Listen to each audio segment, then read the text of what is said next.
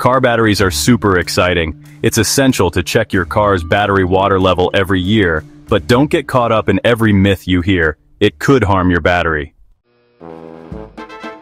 When your car battery is low on water, the lead plates inside can get exposed, causing a drop in battery power, making it hard to start the car, leading to potential corrosion on the battery terminals, and ultimately, a shorter battery lifespan because it can't generate electricity properly. Low water levels can make the battery overheat. Excessive heat speeds up chemical reactions inside the battery, causing it to degrade faster. You hear people say, add lemon to the battery. No, a car battery cannot be charged effectively with lemon juice. While lemon juice contains citric acid, which can generate a small electrical current when paired with certain metals like copper and zinc, the amount of electricity produced is far too small to charge a car battery, making it a completely impractical solution. Barely enough to power a tiny LED light.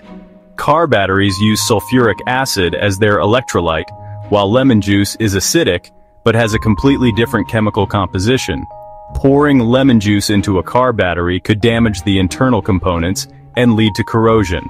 Also, adding other substances like Epsom salt, baking soda, or other household chemicals to a car battery is not a proper way to improve its charging ability either, and can potentially damage it.